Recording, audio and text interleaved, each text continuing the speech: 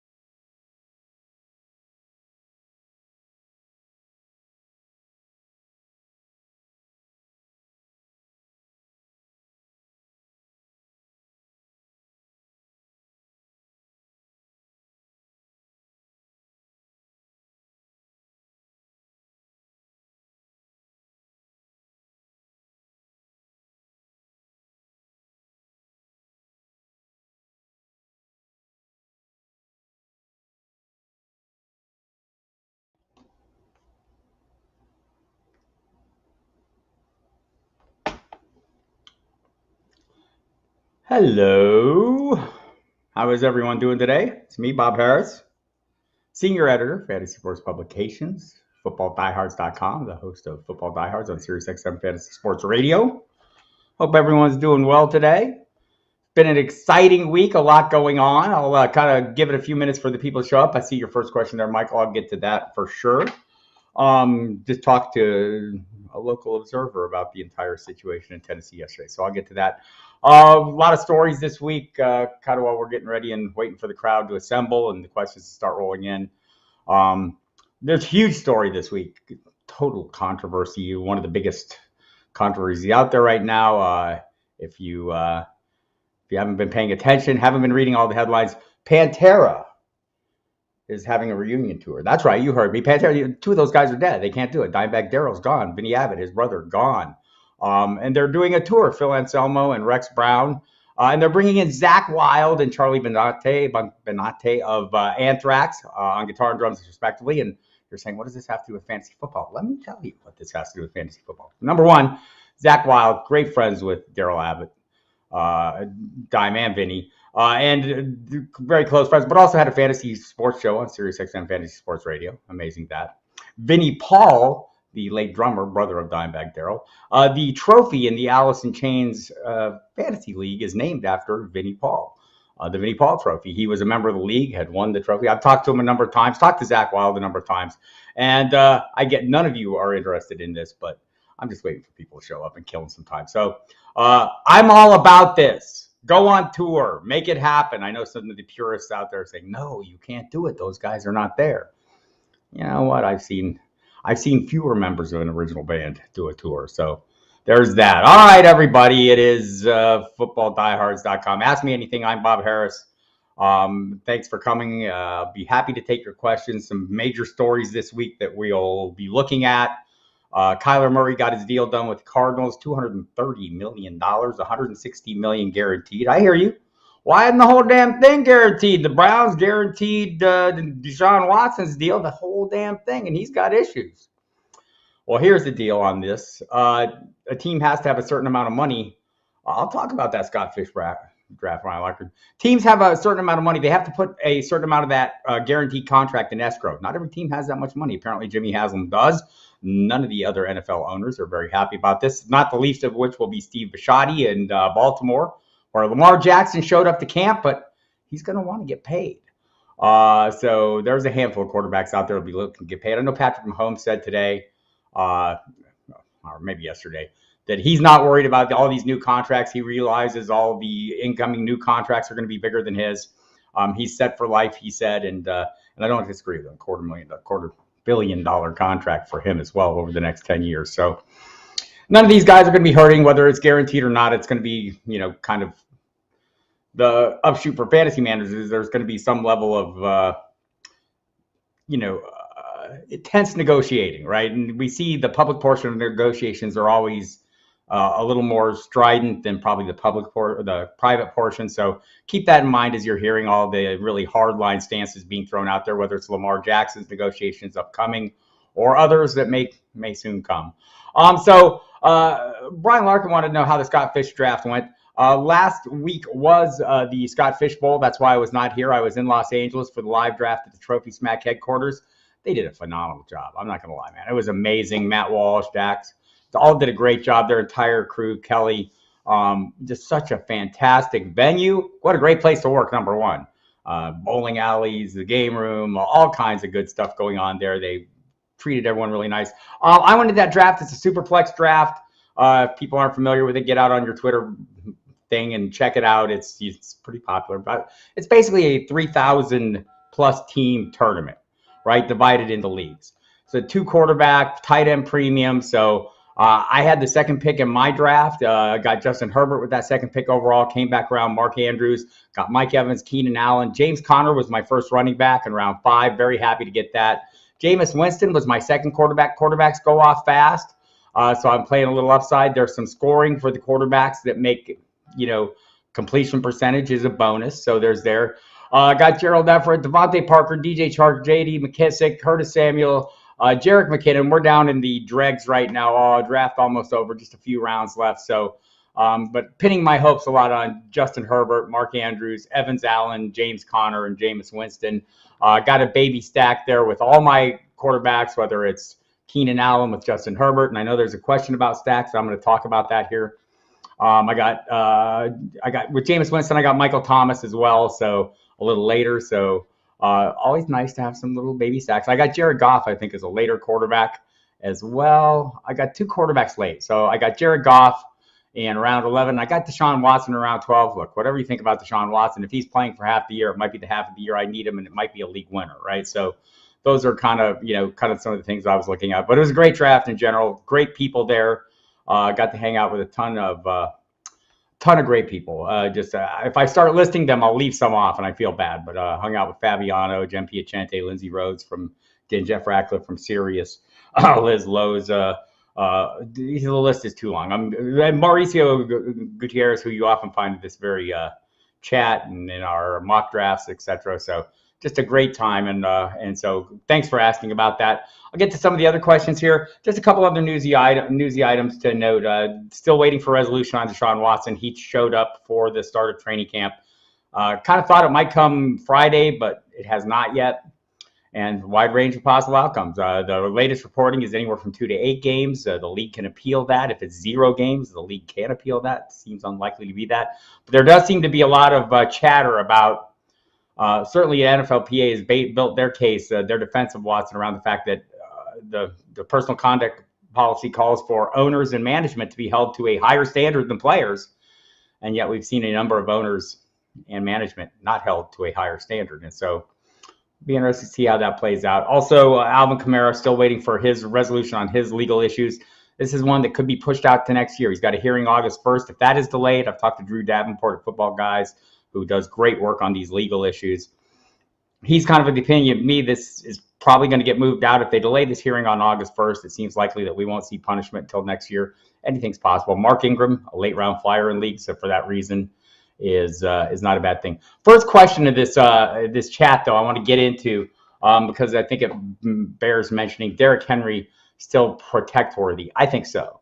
I get it. He's older. He's coming off the injury. Also, finding a running back with a clearer path to workload is not easy to find. There's some of them. Najee Harris says those 500 carries, God damn it. He's ready for it. Pardon my French. I was just quoting Najee Harris.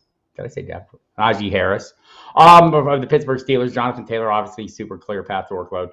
But I mean, up at the high end of things, Joe Mixon, sure, they kind of take him off on third downs. The Titans don't care about third down. They're probably still running the ball. No, they've added some receiving talent, and we'll maybe get into that a little bit. But talked to Teresa Walker of the Associated Press, covers the Titans yesterday, and she thinks so last season, through 8 games, he had 219 carries. He was about 40-plus fantasy points ahead of the nearest running back. So you were having great leverage over the field. But also he was on an unsustainable, it seemed to me, that I mean, that's a lot of carries. He was on track for 500 carries. No one's going to get those. So they bring in Hassan Haskins. Maybe they try and mix it up a little bit with Dontrell Hilliard and Haskins, but it's just hard to take Henry out the field. One thing that Teresa mentioned that works in his favor, if they're playing a little better defense, if they're enough effective, slightly more effective as a passing offense, and they can get leads. Taking a lead into the fourth quarter is going to be a big deal. That's when Derrick Henry makes his hay. That's when defensive backs start making business decisions. And that's where those long runs can start happening. And so that was my question to her was, should we be concerned? I know Bill Barnwell at ESPN wrote a piece, kind of playing up the possible downside to some of the players coming off injuries. And that was one of his concerns, is so much of Derrick Henry's numbers come from those big plays, those breakaway runs. And a lot of those start with big stiff arms. I don't think those are going away. But also, Teresa believes that the Titans are convinced that he's ready to go. And part of what gives her that comfort, and me too, was his return against the Bengals. It's kind of like Cam Akers came back, last season from the Achilles. Came back to a full workload. Was he fantastic, super explosive, all the things we wanted to see? No. But what did we see with both Henry and Akers? A full workload. They didn't hesitate to hand them the football. Henry had 20 carries in that game against Cincinnati, his first game back. And they weren't all great runs, right? He wasn't the Derrick Henry we'd come to see, but he had been off for 9 weeks. So so I'm gonna think in the full off season is gonna put him back into the range where he was. And so I'm still drafting him in that range. And I think if you're in a keeper league, I would protect him in that range as well. Stephen Pavia. How important are stacks in best ball drafts? How many players from one team are too many for a fantasy squad? I think this has come, I like stacks when they happen organically, meaning where the natural, I'm trying not to force them. I'm trying not to overpay for the various components. It's pretty easy with a lot of these teams to build some really nice stacks. The Raiders, for example, the Buccaneers, for example, the Chargers, for example, and even using some of the cheaper components. 3, I don't know if that's too many. That's kind of the, certainly in DFS, that's kind of a sweet spot in tournament play. I think it kind of is for me as well, if I can do it. But again, Steven, it's got to be organic for me to make that work. I'm going to ask Emil Cadlick to put in the chat the question for Robert Seeley. Are we going to do the Diehards Best Ball Championship again this year? I think we should. Scott. Hello, Scott. Glad you could make it. Glad to see you back. Scott was in the Boston live draft for the Scott Fish Bowl, a great high-stakes player. You'll find him in all our magazines this year, or a number of them. By the way, you can go to the website and order those magazines, the Pro Forecast, our 33rd season, the Football Diehards magazine, the draft book, the cheat sheets, all kinds of stuff. The premium content available as part of that as well, or you can buy the premium content. Use the promo code Diehards if you'd like and get a 15% discount. You're welcome, because I care. And so all kinds of stuff going on. By the way, also, if you like to listen to us on the radio, you'll find us at there's Emil chiming in. Yes, the Best Ball Championship will start soon. You can listen to us now 5 days a week on SiriusXM Fantasy Sports Radio. Mike Dempsey and myself, 8 to 10 p.m. Eastern Time every single weekday. So looking forward to had a great week. And so seeing some great questions come in, so I should get to them. Where is your mind on the Denver Broncos back? Oh, I skipped one. Scott. Let me go back to Steve Linder. Hi, Bob. Hope all is well. Very QB-friendly league. Top 28 scores last year were quarterbacks. 29th was Cup. With that said, I'll wait for the rest of the question. PPR keeper can keep 2 but lose pick of round had drafted. Scoring 6-point TDs. Javonte 4th, Brady 5th, Gabe Davis 15th, Watson 16th, ETN 17th. Well, then I'm keeping Brady in the 5th. I mean, to me, I mean, that's not a bad price for him in a league like this where the quarterbacks are the top scorers, and he's going to be at the top of the top scorers. I think that's pretty good. He can keep 2. So I'd probably keep Watson in the 16th as well. This sounds like a single quarterback league. Are you playing one quarterback at a time? I'd probably still do Watson. If you don't want to do Watson, I'd be fine with ETN in the 17th. I'm okay with Javonte Williams in the 4th. He's got some competition now. We know ETN will, but that's just, you're gaining so much value on ETN, and I think he's going to have a pretty complete role. We'll see what James Robinson does, how fast he can come off his Achilles tendon, and the partially torn Achilles for him. And so we'll see. I think ETN gets a chance. Remember about ETN, all right? So he comes in, and what we saw was, the previous coaching staff, not the best apparently. Urban Meyer talked about drafting him as kind of a chess piece as opposed to a feature back. Well, despite the fact that Etienne came into the league, off a career in Clemson where he was a true feature back, had 70 rushing touchdowns, tons of carries. So clearly seems to be built for that. So we'll see. He gets the opportunity here. So I'd take a chance on that opportunity and the upside. I think he'll have a big role either way as a runner and receiver. So if you're all in on Javonte, that just seems like a high price, and maybe you can still get him. Scott, where is my mind on the Denver Broncos backfield? Well, that goes back to the Javonte Williams. I'm fine with Javonte Williams in the second round. I mean, if that's how it falls, if you go receiver early and you're coming back around, he's still going to split to some degree, right? Melvin Gordon is back, but Melvin Gordon is not back on the same contract he played on last year. It was an $8 million deal per year last year, 2-year deal, $16 million. This year he's back on a $2.5 million. They let him go out and search out for a new home. So I know Nathaniel Hackett talked a lot about it early upon his arrival, that he likes a split backfield. He likes to spell his starter, but he has a very good starter in Javonte Williams. I think right now, probably for me, it's a little overpriced. I don't have a lot of shares of Javonte Williams because I think the price is a little exorbitant. I'm usually going running back in the first round, or if I'm going wide receiver early, I'm coming back around, and it's usually later in the round that I'm getting a better running back, or a running back I think is better than Javonte Williams, or at least one that I think is going to share less than Javonte Williams. I'll go back to Melvin Gordon. His contract, this new contract, is heavily incentive laced, and most of those incentives are involving receptions, from what I'm told. So maybe is that going to be a factor on third downs for Javonte Williams? I love Javonte Williams' skills, his ability, what we've seen of him, the eyeball test. I mean, he's a violent, remarkable runner. I mean, especially early in games, I mean, he does some damage. So I'm okay with him, and I'm okay with him at the price. I'm just generally looking other ways. Again, drafting often a running back in the first round. I'm coming back in the second round where he's going and looking for guys, whether it's Tyreek Hill, Mike Evans, etc. So it's kind of working out differently for me where I'm not getting a lot of shares, Scott. But look, he's totally viable. I mean, if you went into the season with him as your running back one, I can think of worse things. I don't think it's going to be an even split like we saw last year. Both of them had 203 carries. That's not going to be the case this year. What about the Ravens running back situation, says Lane Thompson. Well, I'm glad you asked this, Lane. Hi, Andrea. I'm glad you asked this because I did talk to Jonas Schaefer from the Baltimore Sun earlier this week, and we do know now that the Ravens put both J.K. Dobbins and Gus Edwards on the PUP list to open training camp. Reminder, the PUP list for training camp is different than the PUP list for the regular season. If you open the regular season on the PUP list, you're out 6 games. You're not coming back until after week 6. If you open the training camp on the PUP list, you can come off the next damn day, right? There's no time limit. It's just, whenever you're ready, sometimes they'll ease guys in. The thing about Dobbins, and so you probably heard Ian Rappaport reported during the week that the team wasn't sure if Dobbins was going to be ready for week 1, to which Dobbins immediately clapped back and said, the hell I'm not. I'm definitely ready for week 1. We don't know this, right? He's optimistic because players are always optimistic, from what Jonas Schaefer told us, and I've heard previously. His knee injury, and this is the thing about ACLs, like Robert Woods, a clean ACL tear for him, and a little earlier in the year, middle of the season, clean ACL tear is fairly easy to come back from these days. He looks like he's in good shape. He's opening camp. He's been doing workouts over the summer.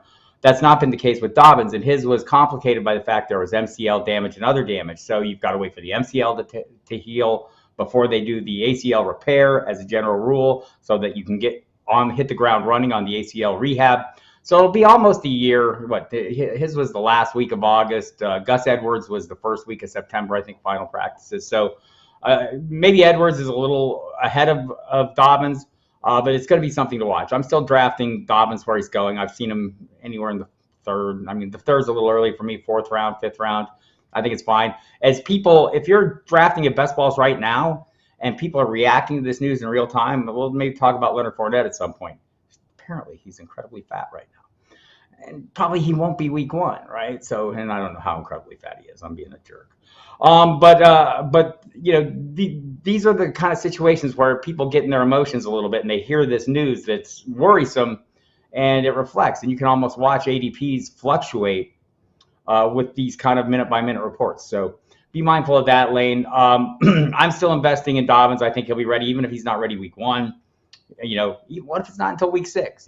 So are you going to have a really good running back down the stretch run when it matters most? A guy that's coming in with fresh legs and maybe able to get something done? Yes. So I'm not against him. I'm drafting him kind of without reservation at his current ADP, which is not the worst thing in the world.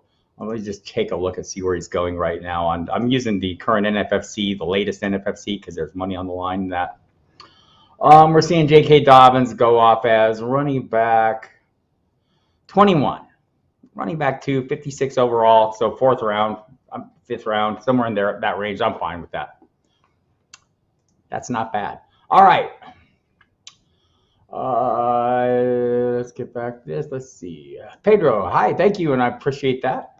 Look forward to talking to you next week. Frankie Post, is this just a Q&A, or are you doing a mock draft too? No mock draft this time. We'll do a mock draft during the weeks mostly. May do some on Saturdays too. I mean, I don't want to preclude it, but this is just a Q&A today. So answer your questions or ask your questions, and I will try to answer them as best I can. And keep an eye on your emails and the Twitter feeds for what's to come on the mock drafts. I think the plan right now is kind of we're going to try and do one a week. They might be in the afternoon or later in the evening because I got to be off the air at 10 o'clock. So we'll kind of figure that out as we go along too. A lot of moving pieces, but we're getting things figured out. Just give me a second while I retweet the link to this so we can get more viewers in on Twitter if we want. There it is. By golly. Y'all can retweet these if you're out there. By the way, hit the subscribe button on this very YouTube page. If you're not subscribed, we appreciate that. Hit the like button if you like what you see. If you don't like me, you hit the dislike button. Hit it twice. Hit it, then unhit it, then hit it again. I'm Bob Harris, very dislikable. Or is it unlikable? I don't know. Where's my dictionary? Anyway, Scott Kobe, I know you're injury agnostic, but do you see McCaffrey as the number 2 in drafts, or would you rather draft someone else at number 2? So I am injury agnostic, and if you all are not familiar with this, I think everyone can get hurt. Anyone can get hurt. If you look at the current ADP, the top 12 players, they've all missed time except for 2 or 3 of them that would like Najee. Let's see, Najee Harris has not missed time. Jonathan Taylor has not missed time. I think Justin Jefferson's missed time. Jamar Chase hasn't missed time. Why? Because they're young players. They haven't been playing very long. But everyone else has missed time. Right? It's part of the game. It's a violent sport. And if you're drafting out of fear, so I am drafting McCaffrey. He is my number 2 overall. And again, I get it. If you don't want to draft him, you don't have to. If you have that 2nd pick overall, you can get just about anyone you want, not named Jonathan Taylor. And feel free to do so. If you want a player, so 2 questions. Number 1, do you remember who came in 2nd place in your league last year if it wasn't you? You remember the champion. Do you remember who came in 2nd place? Right? That's kind of how I'm trying to draft. Like I'm not drafting afraid of injuries. So Christian McCaffrey, when healthy, is undeniably as good a player in the league. From a fantasy perspective, we can look back over the course of time. It's been close to 30, well over 25 points per game average. There's times when he gets close to 30. That's like a player and a half. So yes, I'm drafting him, Scott. And also, yes, I'm mitigating the risk and you can do this.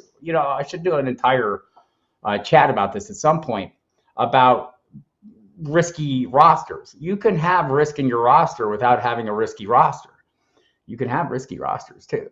But at each position, you can mitigate whatever risk you're adding. Like, let's say I'm not 100% confident that Tyreek Hill is going to be what he's always been now that he's in a new situation in Miami. And he's kind of a volatile player anyway, right? Well, maybe I come back around in the next round and I grab Keenan Allen. Or maybe I wait until later, I get another high floor player, right? Just add more players with higher floor to make up for the weeks that maybe, Tyreek Hill doesn't entirely show up, right? So, and you can do the same thing with running backs. You get a guy with just super solid workload. Let's say Ezekiel Elliott last year. I know he was hurt last year. He played hurt last year, right? Started all 17 games despite being injured. Ended up in the top 10 of running backs. He's available in the 3rd, 4th round. You come back around and grab him. And maybe you feel like he's risky. You can go in later and you can find guys that will give you floor, right? And you can also pair up your Christian McCaffrey with the guy you think is his handcuff, whether it's, I think that's Deontay Foreman, comes over from Tennessee. But you do the same thing with Dalvin Cook. So, yes, I'm all about drafting Christian McCaffrey, number 2 overall. you look at his range of outcomes, I think it's all high unless he gets hurt. Missed 23 games over the last 2 years. Entirely possible he gets hurt. He's been chronically injured, but the injuries haven't been a chronic injury. It's not a single issue, right? It's been 3 different injuries, I think, over the course of time. So yes, it's a concern. Also, yes, I can do something to mitigate that risk. So yeah, I'm in on that. And again, you have that second pick overall. You can choose just about anybody. If you think that there are players like you could make it, I could make an argument for nearly every player going in the first round being a second round pick, being the second pick overall. I mean, we're drafting everyone in the first round at their ceiling. We don't do that with every player. But guys in the first round, Austin Eckler had 20 touchdowns last year. 12 of them were rushing touchdowns. That's 9 more rushing touchdowns than he's ever scored before. He's a guy they don't want to give a heavy rushing workload to. He had the most carries of his career last year. Is that going to continue? I mean, I'm not saying he's still not a, running back one, even with fewer touchdowns. I think he would be. He's a great receiving asset, and a lot of his numbers come from that receiving equity. Yeah. So, but, expecting him to produce at that same level, I mean, I think that's a little bit of reach. Expecting Cooper Kupp to have another once-in-a-lifetime season might be a stretch, right? It's called a once-in-a-lifetime season. Maybe you can do it twice. Possible. Seems like not the most likely. So in all these cases, there's potential downside with these players we're drafting at their ceiling. And so the first round's always a little bit of a crapshoot. If you want to play it safe, I think the guys to play it safe are Jonathan Taylor. You only get one shot at him, the first pick overall. You could say Najee Harris is a super safe play. There's a huge path to workload. They've made some slight upgrades to the offensive line. Not maybe what I want to see. You could maybe argue, though, that with a quarterback not named Ben Roethlisberger, look, he dumped off a lot. There was a reason he dumped off a lot to Najee Harris. It's because he wasn't throwing the ball deep. His arm has kind of not hanging in there. Maybe Mitchell Trubisky throws the ball down the field more. It's not maybe his wheelhouse, not the deep game, but maybe the more intermediate passes. Maybe there's less Harris in that regard. It is towards a receiver. Again, he was on Rich Eisen's show this week. He said he's ready for 500 touches if he gets them. We'll see. But anyhow, so there are safer plays. I think Joe Mixon's relatively safe, but he comes off the field on third down. I think, Justin Jefferson's safe. Sure. Jamar Chase, I think he's pretty safe. Travis Kelce, I think he's pretty safe if you're drafting him in the first round. So there are players I do like an awful lot in the first round that I think are safer, and I think the riskier plays often come with the greater rewards. So there we have that. Glad you asked that, Scott. You got the damn answer. Maybe longer than we wanted. Okay, Robert Ferrick, 12-team, 5-point PPR, half-point PPR. Pick 1 through 5. You go RB. What about the middle rounds and rounds 9 through 12? Rounds 9 through 12, would you go wide receiver and then RB in the second round? That's a lot there, Robert. So a couple thoughts. I probably would go running back. Half-point, PPR does make a bit of a difference, right, for receivers. But also it makes it relative among all the players, right? Everyone's getting the same thing. So whatever degree that you're getting points for receptions, you're getting the same amount of points. It's a relative value. So I'm probably still ranking everybody mostly the same. Some of the running backs who are more dependent on the ground scores, I'm probably more interested in. I'm already really interested in Derrick Henry, but maybe this would raise my interest in some of the players who get the bulk of their workload on the ground. Middle rounds, look, there's a lot of receiving depth, and maybe you go for guys, early on, maybe you go for the guys with the higher scoring ability or the more like the Mike Evans of the world, where that you're going to get a solid touchdown total, or they're part of the goal line weaponry. And you could say the same thing about the tight end position as well. Maybe you go for guys that are lesser catch totals and higher scoring values. But for the most part, I keep it pretty much the same. Rounds 9 through 12, you go wide receiver, then running back in the second round. So I'm wondering if you meant picks 9 through 12. So I think this might be about the middle of a single round, but clarify the question, Robert, if I misinterpreted it, because it seems kind of broad, 9 through 12. In general, draft plan in general, be flexible, right? Go in with a plan. I know a lot of people, I'm doing a hero RB, a zero RB, I'm going wide receiver heavy, et cetera, et cetera. Those are all well and good. Be ready to adapt and adjust based on the players that are available to you. I've seen people draft with great success going wide receiver heavy early. I see people who have great success going running back early. I know Jamie Calandro at our most recent mock, I thought he had a great draft, going 3 running backs to start his draft. And Mauricio Gutierrez took a little opposite approach and still did well. So a lot of ways to find success. I think the key component of all of these is some flexibility and be willing to jump in on players that you want. Have a list of players you like. Use the stomp tool at footballdiehards.com to identify, help you to identify players you want and maybe have a readout of that, what their ADP is. So again, average draft position, not where you have to draft players. There's no rule there. You don't have to follow ADP. In fact, if you want players, ADP is the tool you use to jump ahead of to secure the guys you want before the rest of the field drafts them. So use the stomp tool. Hit the footballdiehards.com website. There's a video that gets associated with that. It'll help you explain it all as well. So clarify that, Robert, if you will. Scott wants to know, as we get full force into draft season, has my philosophy changed from even last draft season? And I look forward to competing against you in the FFFC. I'm not looking forward to competing against you, Scott. You're very good at this. So yeah, I think, every year the philosophy changes a little bit, and even from draft to draft, it changes a little bit. And so I have the luxury of, I'm in a lot of best balls. By the time the season rolls around, I'll probably have done 100 best ball drafts. I'm in probably close to 30 leagues that I'll have to manage, 25 minimum. A number of them are dynasty leagues. And so, each year is kind of presents a new set of challenges. And having the advantage of drafting a lot, I get the opportunity to try a lot of different approaches, and I do that purposefully just so I can answer questions better. And that's one of the reasons being in all those leagues is kind of convenient, because when I'm sitting on the radio or I'm writing, I can help people address issues that they're having. I've probably made some of the lineup decisions, or almost all the lineup decisions you're making. So I find this useful. So when you say the philosophy has changed, don't know if I have a single philosophy. If I was drafting in a single league, I think my philosophy would remain pretty constant, in that I do want one of the top running backs, whether I get them in round 1 or round 2. Then after that, I think there's a lot to be said. I know Jeff Ratcliffe has talked about this in the past, going for the value of the high-end production of the top wide receivers in that rounds 1, 2, 3. And there's still some pretty good running backs available in rounds 4, 5, and even a little later this year. So I think I think in general, my philosophy has been, I want running backs, right? But that changes if it's a super flex or whatever. So, Scott, I think my basic philosophy is be flexible. That has not changed. But being flexible means year to year, draft to draft, my strategy is going to change to some degree. Pedro picked Dalton Schultz in the 5th round during the mock draft. Is that crazy, or could he be the next Andrews? Thoughts on Schultz in the 5th? It's a little rich for my blood. I like Zach Ertz a little later, but I get it. So with Schultz, I mean, coming off a fantastic year, they've certainly produced at that level, right? I mean, top 5 tight end, basically. What did he finish last year?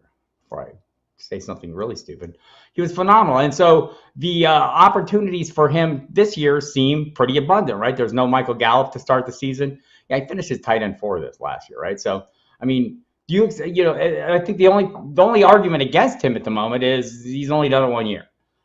Okay, is that a good argument? I don't know that it is, because he's in a good position to produce again. And I think that's the key here, Pedro, right? If you're looking at a team that no longer has Amari Cooper, there's some open targets. Michael Gallup will miss the early part of the season. They seem to be very excited about the rookie Jalen Tolbert. They have James Washington there. They have some other pieces in that receiving game. Maybe Tony Pollard is part of that. But Dalton Schultz is going to be part of that. And Dalton Schultz's advantage, he is clearly a trusted receiver for Dak Prescott. There's something to be said for that. So not crazy. You're asking me if he can be the next Andrews, and my love for Mark Andrews knows no limits. So I don't know if I'm going to say that about anybody, but no, it's entirely possible. I think the role will be there. It's certainly to early season. Joe Hebert, my old friend, Mahomes, Rodgers, and Prescott lost significant weapons this offseason. Are you adjusting them down, or can they weather the storms? I've adjusted them all down a little bit. I'm not as high on them as I've been in the past, and that's probably the reason. I think I'm sitting here staring at Mahomes as my 3rd quarterback overall, and I could make arguments to take some of these guys I'm taking after them ahead of him. Number one, he's not the runner that Lamar Jackson is, but neither is Kyler Murray. Jalen Hurts might be. So, maybe I'm just waiting a little bit on quarterback if I hit that spot. I love Josh Allen and Justin Herbert. I'm drafting them pretty when the price is right. Mahomes, I haven't been all in on, but you hit the nail on the head. There's a couple things that that I wonder about Mahomes. Not just the weapons. Last year we saw opponents kind of figure things out. They went with the too high coverage and it forced Mahomes couldn't go with the deep ball. Something he's been a bit of a gunslinger. He had to be more disciplined, and it didn't always work out for him. Patrick Mahomes is a good player. He's going to make adjustments, but with a new receiving core, aside from Travis Kelce, who gives you a nice constant, we'll see what Mecole Hardman can be. We'll see what Marquez Valdez-Scantling can be, and Juju Smith-Schuster. We know Juju Smith-Schuster in the years he's been healthy. Last 2 seasons, he's played all 16 games. He's combined for like 200 catches. Can be very good. But also, as Mike Dempsey pointed out on the Football Diehards radio program on Sirius XM Fantasy Sports Radio the other night, it's a great show. You should listen to it if you have that channel. They paid Marquez Valdez-Scantling. He's got a multi-year, $30 million deal. Juju's got a 1-year deal for $3 million, $4 million. And maybe that's his point. Maybe it's a prove it deal for him, and maybe that's important to him. Look, he seems like he'll be a good fit for what the offense needs to do, and betting against Andy Reid and his scheme seems like probably unwise. So like I haven't moved in my rankings yet, Joe, to answer the question. Rodgers is down this year from where he would have been, especially coming off an MVP season. You don't lose Devontae Adams and not take some kind of hit in my mind. And also, we have questions about the players left over. I'm kind of high on Allen Lazard because he's dirt cheap still, getting him in the 8th, 9th round. But his price is rising, and it's going to rise as the buzz continues. He was very heavily targeted in the right end zone last year. I think I want to say 8th in the league. Let me just verify that so I don't say something stupid. Because anytime I say something stupid, I am invariably called out for it. Hello, Allen Lazard. I want to say, bear with me, people. So, I mean, he clearly was more heavily targeted and had more catches. I want to say tied for 8th in the NFL with 12 end zone targets. That was with Devontae Adams. I mean, think about that. So, anyway, getting him at the right price is great. Getting Robert Tonyan, who opened camp on the PUP list, coming off his ACL, I'm okay with that. He's been a trusted target in their end zone. Aaron Jones might be a guy that can help Aaron Rodgers out. But in general, I mean, do we think Christian Watson, Sammy Watkins, Amari Rodgers, Randall Cobb, all these guys are going to, be able to pick all the slack? I probably don't. Also, Aaron Rodgers is really good. He's still going to play good. Dak Prescott, I think the thing that maybe is that I like a little more about him, not that I rank him higher than Mahomes. I do rank him ahead of Rodgers right now. The thing I like about Dak Prescott, we're a full year plus removed from that horrible ankle injury. Every Dallas Cowboys beat writer I've talked to, I've asked the same question. Can we expect him to run more? Remember, that was a big part of his game prior to that injury. They all think yes. And then I heard Mike McCarthy say the same thing. So maybe we see Dak run a little more, and that wouldn't hurt my feelings at all. Still going to be an explosive offense. So still inside my top 10, Aaron Rodgers right at the cusp of that. Michael Freitag, where do I see Trevor Lawrence ranked among QBs this year? To me, he's still a quarterback 2. I have him at 16, pretty high in the range of quarterback 2s. And we're hoping for a breakout. We're hoping that, last year was clearly a setback.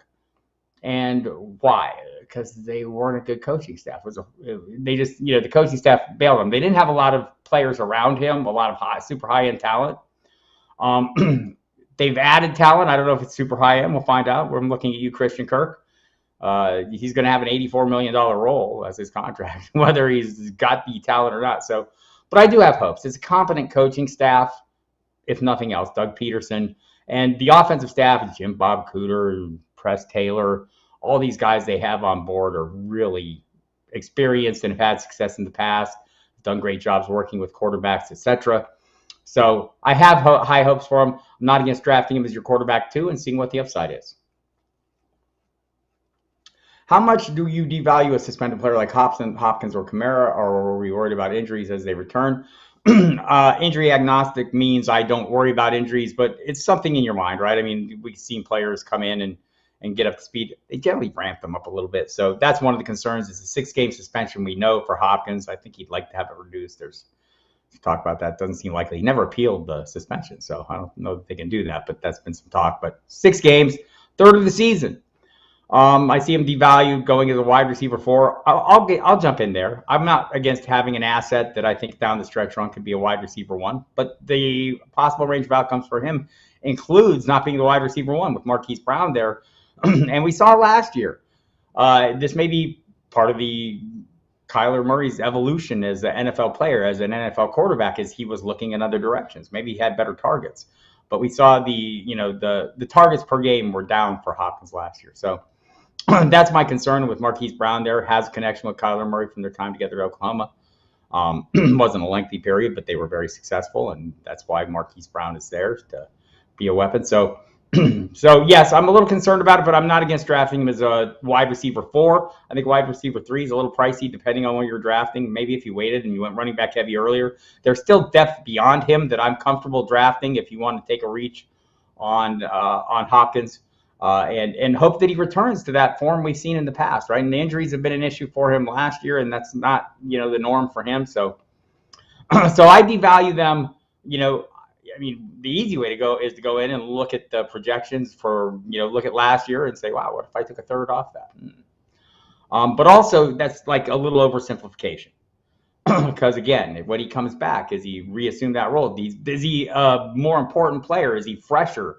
Does he come in and give you more down the stretch when you need it most as a fantasy manager? And I don't know. So we'll wait and see on Kamara, right? I just don't know. Don't know what the outcome there is. I still think it's going to get pushed out. If the videotape, which sounds like it's pretty horrible, comes out, all bets are off, right? We know the NFL's personal conduct policy is more a public relations policy. The worse it looks for the league, the worse it's going to be for the player. So we haven't seen that leaked yet. So I have heard it described, and it's not good. So we'll see. I think this is going to get pushed out a year. So that's where I'm at kind of right now on him. If you're looking right now, if you're drafting in best balls, Mark Ingram is still going crazy late. I'm grabbing shares just for this possibility. Do I think Julio Jones, Mr. Gus 17 wants to know, is going to sign anywhere? I think it's possible. I mean, you're hearing some buzz about Green Bay. I've heard people asking about that. We'll see. If he does sign somewhere, I talked to Matt Harmon of Reception Perception fame, from Yahoo, and over the course of time. And he is recommending grabbing best ball shares of Julio for free because they are. But he is a free square player right now. I love free things. And so I think it's likely he will sign somewhere, and we'll see what kind of role he has and what he can do. But right now the price it's not cost prohibitive to grab it. Thank you, Robert. I appreciate that. And Andrea does the same thing I do. And that's one of the advantages of mock drafts, or for me, even best balls is, and they do cost money. I mean, you're not playing those for free, but I kind of like the fact that they're not free. I think in mock drafts, sometimes people bail or don't, they take a little wilder chances or do things that I wouldn't ordinarily expect people to do. In best ball, you see a little less of that, but also there are changes in best ball, people looking for spike players later in the draft. But I think through the first 8 to 10 rounds, you see pretty much a similar approach to regular redraft league and best ball leagues. Scott, I haven't seen anyone ask how the Cats are. I'm glad you asked. I hope everyone caught my talk about Pantera earlier in the program. It was fantastic. If you have more questions about that or music or my cats, you should ask. Or the dog. The dog is laying in front of me. Cats and the dog still not getting along entirely. Cats, however, are finding their lanes. It's getting better. They're kind of sneaking around. It's, I don't want to call it an uneasy truce because I don't think there'll ever be a truce, but it's coming along. Cats in general are fantastic and amazing, and you should all get a cat. Go down to your local shelter and adopt one. Andrea, where do you like picking myself? I like looking for the stomp video. I'm looking for the stomp video. Emil, if you could put up a link to the stomp video in the chat, that would be great for Brian and help him out. Otherwise, we'll get that to you, Brian. If you don't see it in here, you can email me, bob@footballdiehards.com, and I'll make sure you get it. Anthony Brown, I have Zeke as my keeper, and I have a first-round pick in my draft this year. Should I keep him first round, or should I not? First round's a little rich, right? I might, so if you don't get your first round pick, I might, so this can be complicated because you have to know who other teams are keeping. Is a first-round pick really a first-round pick? Or is a first-round pick if you're in a 12-team league and everyone gets to keep a player? The stomp video, Emil, the instructional video for the stomp. He'll get to that. So, how many keepers per team in this league? How many teams in this league? I think that's something you take into account, do the calculations, and kind of then figure out the value of Zeke. If there's 24 players being kept, if each team can keep 2 players, then you're looking, that first round pick is really a third round pick. That's pretty good value for Zeke right now. So that's who would be available, right? Those first 2 rounds of players are probably going to be gone. So I don't mind keeping him there, but it would depend on who I thought is going to be available to you, Anthony. And maybe you could explain a little more how many people are teams keeping, and and if there's obviously you're losing that pick. I would love to have better value on them, but I'm not entirely sure if your expectation is for players that are going to be available, they might not be better than Zeke. So I might, that's where the decision point would be for me. As I hit that point, I'm looking, will you know who's being saved before you start drafting? I'm sure you will. If that's the case, that might help you make the decision. And, depending on how much time you have to make it, do you have to make it without knowledge of what everyone else is keeping? It's a little bit complicated. In a vacuum, I think that's a high price to pay for Zeke. You're not drafting him in the first round, but if the first round is actually the third round or the fourth round, well, yeah, that's pretty good then. Is Mahomes a QB in the top 5? You can see finishing outside top 5. Yes, he is, Scott. Do I believe Sammy Watkins could have a 1,000-yard season this year? I do not believe that. But, so, always want to temper these things. So we haven't seen that Sammy Watkins for quite a while. But I don't know that he's had this opportunity for quite a while. Like, I'm in on Allen Lazard. He's never been better than a wide receiver 4 in his career. I'm basing this on a couple of things. Like Aaron Rodgers views him, or said he views him as the wide receiver 1 in this offense. Okay, I'll take Aaron Rodgers' word for it. But Sammy Watkins, I mean, you have to go back to what damn year was it? The year in Buffalo, where honestly there was a 9-game stretch where I thought he was the best receiver in football, playing with Tyrod Taylor. Let me look and see how. But I almost feel like, in his case, we're chasing that Josh Gordon 2013 season, right? We're never going to get that. 2013, Josh Gordon is gone, right? And I'm guessing it was 2015. Sammy Watkins is probably gone too. I'm just guessing. It's not been good. The targets have not been great. It hasn't gone over 90 targets. The last time he got 90 targets was in Kansas City, caught 52 passes. Just been inconsistent. Is it possible? I suppose. He hasn't done it since 2015. I don't expect it to happen again. All right. Morning, Troy. Where does Jimmy G land, and do I care in any kind of fantasy?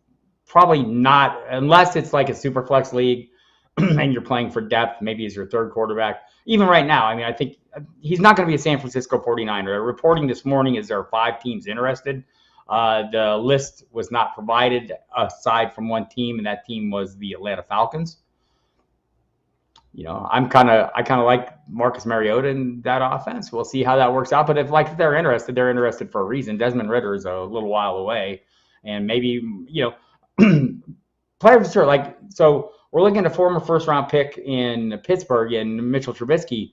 We all seem to have pretty high hopes for it. The Steelers have high hopes for him. They're looking to reclaim that first-round ability that we've seen from him. Also, I think in Trubisky's case, we have seen him have some good seasons. We remember the last thing, right? It ended badly in Chicago. It wasn't horrible the whole time. It's just the fact that some of the players drafted after him, Patrick Mahomes, Deshaun Watson, were a ton better, right? But how much of Mitchell Trubisky's issues were the scheme, the supporting cast, things like that? Seems like the scheme, at least, was a big part of that. In Mariota's case, another first-round pick, going back to a coach who knows him, also who replaced him, was part of the process who replaced him with Ryan Tannehill in Tennessee. But he was a first-round pick. He knows the language, comes in with an understanding of what the offense is trying to accomplish, doesn't have to learn a new language, kind of knows it. So I'm not, if they get Jimmy G, obviously they feel there's a need. I'd be okay drafting Jimmy G because I don't think he's going to be in San Francisco when all is said and done.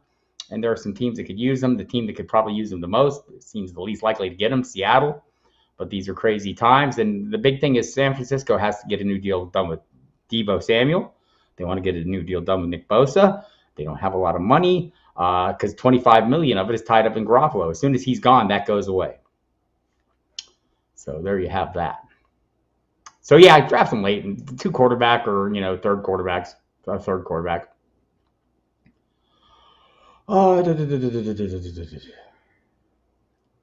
Am I drafting Herbert in the 4th if he's available? I'm not against drafting Herbert in the 4th if he's available, Pedro. So my kind of approach on quarterbacks is kind of something that has evolved over recent seasons and hasn't changed much the last couple of years. When I don't love the players that are available at the positions, when I don't see value, or I see value later at running back, wide receiver, tight end, I'm okay going quarterback, right? If there's no players I love at any point in the draft, there seems to be a quarterback at that point that I can draft and feel okay about. Herbert in that range, I'm not against. I don't have as many shares as I'd like right now. I got a lot of shares of Allen and Herbert early in the best balls, and I think I have enough, so I haven't been investing as much lately. But I think that's right, and I did, by the way, in the Scott Fish Bowl with the 2nd pick overall. I thought Herbert was a great pick there, but in the 4th round, I'm not against it. Sally Curzon wants to know how the kitties are. As I explained, they're fantastic. Her dog, Bernie, the one-eyed pup, hates her kitty, and I don't think the dog here hates the cats. The dog here is sleeping at my feet. She's a wonderful creature, Tara. Hi, Tara. But she has instincts that make her want to chase the cats. It's what she does. It's her default position. The cat's default position is they don't like to be chased. I think we're at a stalemate here on that. Scott, 3 adopted cats. Way to go, man. So there is the link to the stop tool, by the way, that put up if you look at the Football Diehards comment there. Joe Hebert, there appears to be a significant talent missing games early this season due to injury or pending suspension. I think navigating that properly is a big key to winning leagues this year. I think that is correct, Joe. And just so there's I know Stefan Ubella on ESPN put out an article recently that kind of laid it out pretty well. And I think just to touch base on some of the players that we know right off the bat, J.K. Dobbins and Gus Edwards both on PUP to open this training camp. I think Edwards is probably a little ahead of Dobbins, but I would still be okay drafting both of them. But as Joe suggests, you have to have a plan in place to do that. Max Williams, also for Arizona, opens camp on the PUP list. We don't care. He is well behind Zach Ertz, who I love. Robert Woods, I mentioned earlier, clean ACL tear. It's not on the PUP. I think he'll be on time to start the season. Robert Tonyan opened training camp on the PUP list. And I've talked to people and tried to get a little better feel for this. And no one seems to know. I've heard people say that they expect to be ready for the start of the season. I've had other people tell me nobody knows.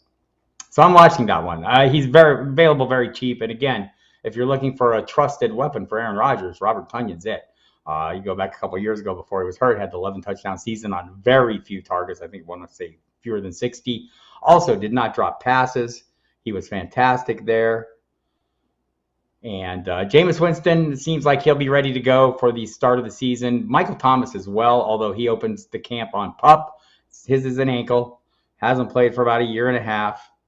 So I'm in on Jameis Winston. I'm in on Michael Thomas, but you're taking your chances and you should have a plan in place.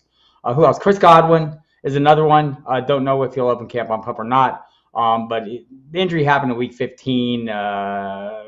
So his surgery didn't happen until the first week this year. So he's going to be pretty close. I mean, if he's on the camp, if he's on the PUP list to open camp, I would not be surprised at all. Oh, and whether he is to open the season is the open question. Michael Gallup, I don't think will be ready for the start of the season. He was late in the year, did not have the surgery until February.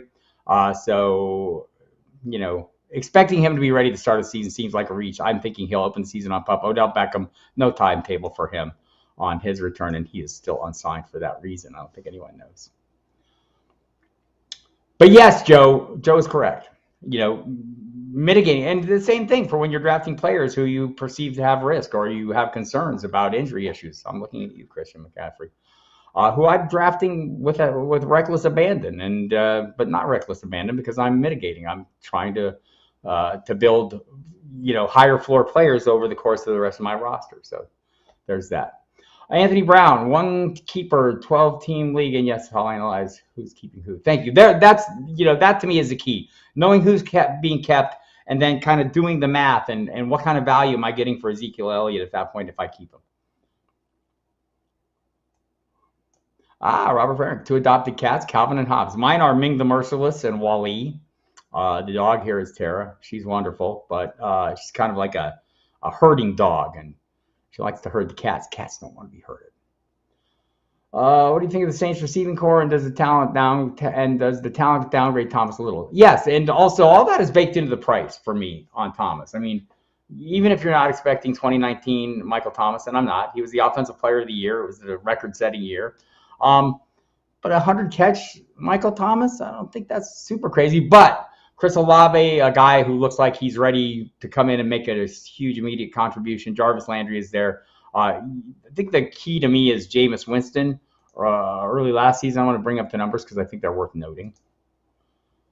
Because sometimes it's smart of me not to talk off the top of my head because I say things wrong and people come back and savage me. Let's see.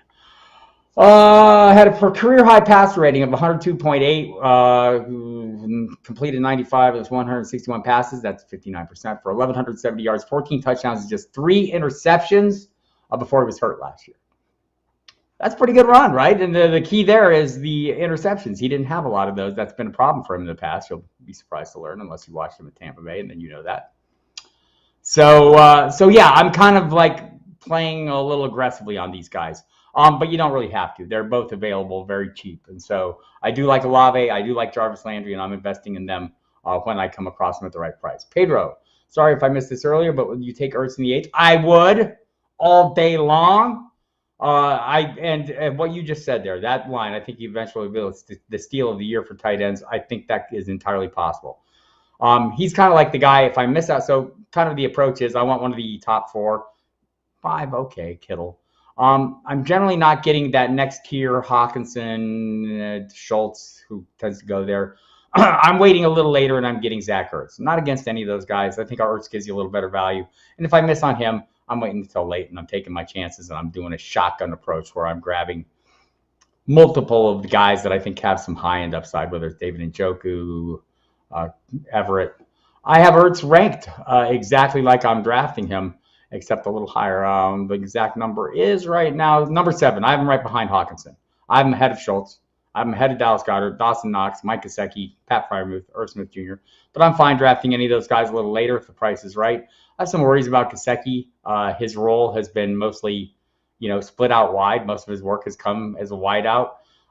This Mike McDaniel's offense, we've seen George Kittle have great success there, in part because he's a great blocker and he's on the field all the time, but it's also been a limiting factor for him. So do I think Mike McDaniels is smart enough to find a lane for Mike Gesicki, a guy who I think he led all tight ends in tight window catches. He's pretty good as a receiver. Not so good as a blocker. So be interested to see how he gets used. So yes, though, the answer to all that is the above is I love Ertz as a steal. All right, we're closing out the hour, people. The questions are slowing down. I'm Bob Harris, in case you missed that. This is the Football Diehards YouTube channel. If you have not subscribed, I wish you would hit the subscribe button right now. It's right down there. Hit the notification bell if you want. That's worthwhile as well. And go to the footballdiehards.com website. As I mentioned, you can use the promo code Diehards if you want to order the premium package for the season. Get a 15% discount, promo code Diehards.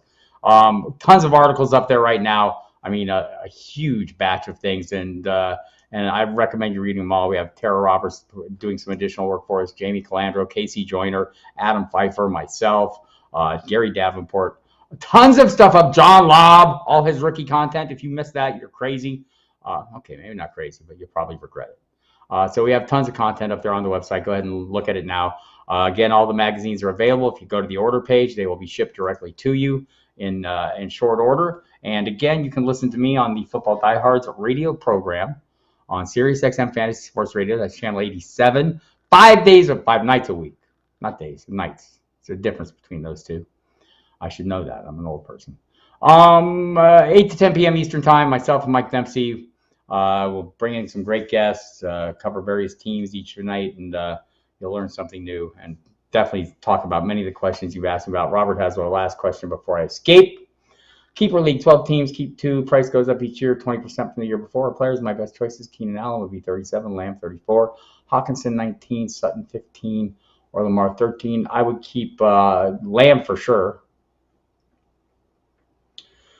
I would keep Lamb for sure. Scott Kobe, you're in the mags. You have them. You're in them. Thank you, Brian. I appreciate that. Appreciate everyone coming. We'll do this. I will not do this next week. I'll be out of town next week. I'll do one the following week on Saturday. And then the following week, I'll be in Canton, Ohio for the Kings Classic draft. So I'm trying to figure out a way so I can do some live YouTubing from these events. And looking forward to talking to all of you there. If you're at the FF Expo, I'll be there. I know I'm scheduled to be on a panel on Sunday at the Expo, the main panel, and probably do some work on Sirius there as well. And we'll be in the Kings Classic Draft on Saturday at the Hall of Fame. But I'll be back here the following Saturday. But we'll do some during the week, mock drafts. So watch your email if you're a subscriber. Watch my Twitter feed if you're not a subscriber. And we'll do that. Cortland is 19, Lamar 17, also Aaron Jones is 22. I still think that Lamb is a great value, but I'm not against Sutton and not against Lamar even at 17. Some good plays. If you're remote from the Classic, I'll hop on if you want. We'll try and do that, Scott. Thank you, everybody, for coming. I look forward to seeing you. Watch your emails this week if you're a subscriber. I'm sure we'll do a mock draft at some point because I want to do one. And by the way, if you want to put in the chat what's a good time, or hit me on my Twitter on one of the comments I put this morning promoting this. If you want to come on, let me know what a good time. Tell me what time is good for you to if not take part in, to watch and learn from a mock draft as we do the commentary live. Brought in some guests last time. It was great having Evan Tarciano, Matthew Whitfield, and the one and only Jamie Calandro join me at various points to talk about their strategies, etc. And so love to have you here for this. And so pop that in the comments here, or reply to my Twitter post promoting this today's live stream, and I'll try and figure out. We'll be doing them at various times, but we'd like to get as many of you involved as we can. There you have it. I'm Bob Harris, over and out. Thank you all for coming.